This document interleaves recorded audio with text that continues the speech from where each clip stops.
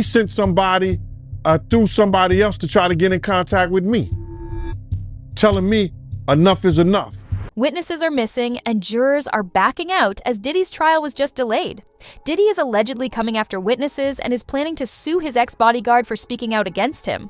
Cassie is set to testify against Diddy this week, and now reports are coming out 0:15 that Cassie might need witness protection. So literally just leaving the federal courthouse, lots happened today. The big thing is there is still no jury. Witnesses are missing. And where did witness number 3 disappear? And why are jurors scared of speaking out against Diddy? Let's break it down. With the select, prosecutors have just revealed that victim 3 is missing, and there are reports that Diddy has something to do with their alleged disappearance. Diddy has a habit of coming after people who speak out against him, and let's not forget that Diddy was constantly trying to contact and intimidate witnesses from within prison. Selection of a jury in the Sean Diddy Combs case almost complete. Prosecutors are preparing for opening arguments on Monday, but they admit there's a snag. One of their key witnesses against the rapper appears to have gone missing. This comes as we learn that Combs' ex-girlfriend, who was seen on video being assaulted by the rapper, is pregnant. Here's Les Trent. Is a key witness in the Sean Diddy Combs trial backing out? Victim number 3, as she's called, was set to testify against the music mogul. Reports from the Metropolitan Detention Center, where Diddy is being held, show that Diddy was trying to pay off witnesses, and in one instance called a victim 200 times, trying to intimidate and pay them off. Diddy would call his family members and then ask them to add a victim or a witness to the call. This way, it can't be tracked who Diddy was talking to. Well, I mean, on the surface, if the prosecutor's claims are true, this seems like pretty much textbook witness tampering, right? I mean, it appears to be an effort to either, in some cases, intimidate witnesses from testifying against him, or there have been other reports of sort of inducing people to make statements in his defense. There was some allegation that in one instance this was a statement that he, in essence, dictated or drafted with a woman who made a statement that was attempting to rebut one of the accusers, I believe, in a civil case against him. I mean, witness tampering is bad. The things that Sean Combs is accused of are terrible. Gene Deal, Diddy's ex-bodyguard, also received a message from Diddy telling him to stop talking about him and that enough is enough. Diddy was carrying out his abuse, and it was only after Diddy tried to drug his girlfriend did Gene realize that Diddy was too far gone. Gene tried to stop Diddy's team, which didn't sign an NDA, and that's why he's able to reveal Diddy's secrets. And you right about Diddy's phone being tapped, because news came out that his former bandmate from Dirty Money, she called the other group member Dunn 58 times trying to get her to stop the lawsuit against Diddy. She ain't the only one he was trying to get in contact with. You understand? He sent somebody through somebody else to try to get in contact with me, telling me enough is enough. Oh, okay. You tell Big Mama that enough is enough. You can't tell Wolf Mama enough is enough. You tell D Ferg Mama enough is enough. You understand? You tell all those people who supported you and they survivors, enough is enough. You didn't tell me about this. So he tried to get somebody to reach out to you? No, I got a phone call from Kirk Burroughs. And Kirk Burroughs, and I ain't gonna even get this guy no play. Not Kirk Burroughs, but one of the Puff dudes that I know that's real close to him said, Kirk told me, yo, he wanna reach out to you, Gene. He wanna speak to you. I said, speak to me for what? What do you want to speak to me for? If he's trying to speak to me, it's for Puff. Point blank. I know the dude. I know how close he is to Puff. He's been with Puff from day one. So he ain't got nothing to say to me, bro. But Kirk Burroughs did say to me that the dude said enough is enough. When do it becomes enough? Diddy made everyone who participated in his freak-off parties sign an NDA to stop them from being able to speak out. Some women worked for Diddy and Bad Boy Entertainment that were being pimped out to other record company executives. Right? And I know you and Sonny, I know, behind bars. But Diddy didn't care. A couple parties I seen and I knew that they were spiking drinks. My girl was at the New Year's party, right? I'm at the front door. I got to make sure everybody got their passes and everything like that. So then my girl and her girlfriend is in the party. So they get bottles of champagne. You know what I'm saying? And I'm looking for them. After everybody comes, they close the door. So I'm going knocking in doors, looking at people.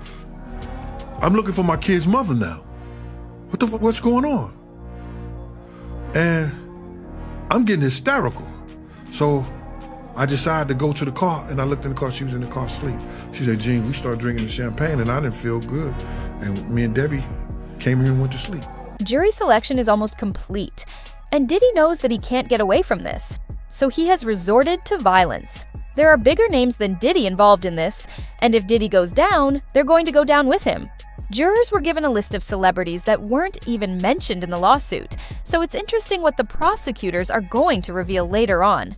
Here's why Michael B. Jordan, Kanye West, and more celebrities were name-dropped at Sean Diddy Combs' trial. As jury selection in the mogul's sex trafficking trial got underway May 5th in New York, NBC News reports prospective jurors were shown a list of more than 100 names of people and places that may be referenced during the trial, including actors Michael B. Jordan, Mike Myers, and rapper Kanye West.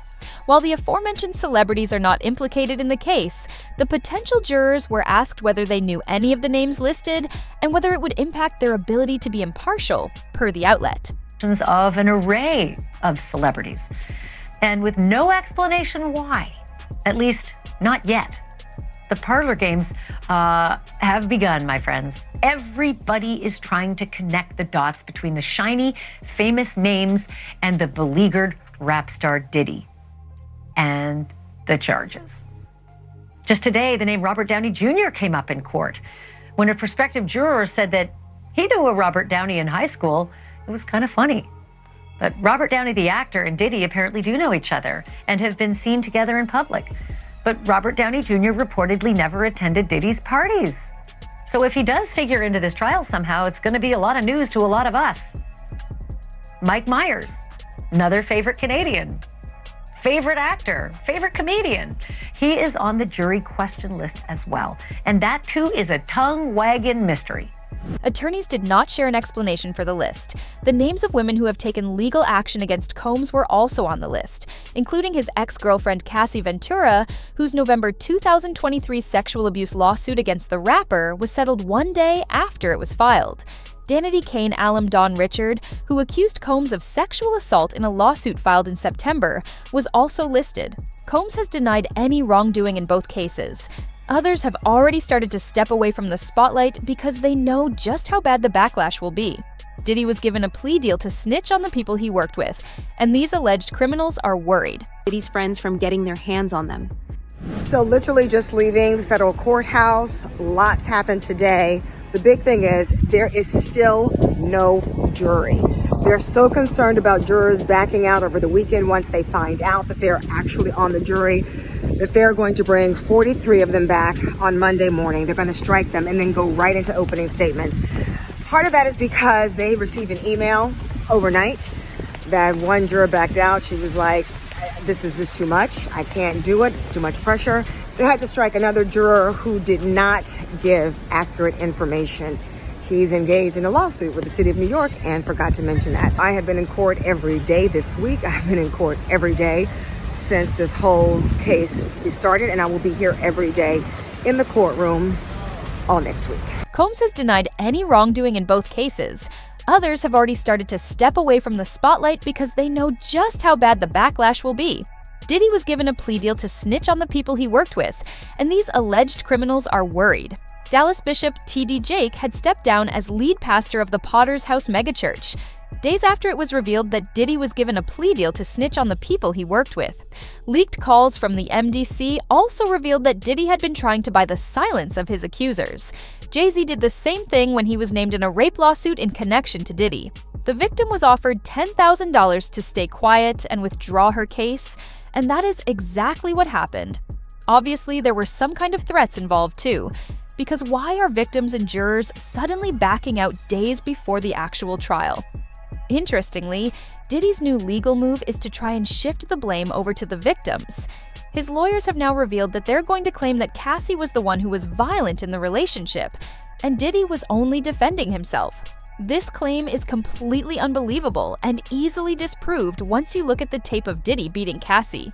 Diddy is a dangerous and violent man. There's been a delay in jury selection in the striking trial of Sean Diddy Combs. The judge postponing the last phase of the process until Monday. Here's ABC's chief investigative correspondent, Aaron Katursky.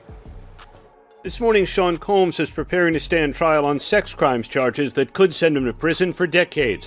The 12 people who will decide whether he's guilty are expected to be seated first thing Monday after lawyers make cuts from a pool of more than 40 prospective jurors. The judge initially wanted to do that on Friday, but changed his mind out of fear that jurors, if they had the weekend to think about it, would get cold feet. Once the jury is sworn, attorneys will deliver opening statements and the first witnesses will testify. Among them, Combs' ex-girlfriend Cassie Ventura, one of the women federal prosecutors say was coerced into drugged-up sex marathons known as FreakOFFs. Before this, Diddy was actually trying to claim that he couldn't be held liable for what he had done due to the effects of drugs on his mind. Diddy's lawyers claim that due to the effects of drugs and alcohol, Diddy didn't know what he was doing was wrong and shouldn't be held responsible. All of this proves that Diddy is guilty, and he's now just trying to lie his way out of jail. This is why Diddy's lawyer and the law firm that he had been working with for over 20 years dropped him as a client. They saw Diddy as a liability, and once they saw the evidence against him, they realized this case was unwinnable. Diddy is nervous too, and has been trying to get rid of any incriminating evidence for months now. His attorneys are challenging the search warrants used to search his homes in Los Angeles and Miami, arguing they were unconstitutional. The defense claims the warrant applications were overbroad, and everything that the feds seized as a result should be excluded. From leaked tapes to silenced witnesses and a legal team grasping at straws, Diddy is fighting tooth and nail to bury the truth. But with the world watching and more names being dragged into the spotlight, the question now isn't if the house of cards will fall. It's who's going down with him. Don't forget to like, comment, and subscribe for the next update. Because trust me, this story is far from over.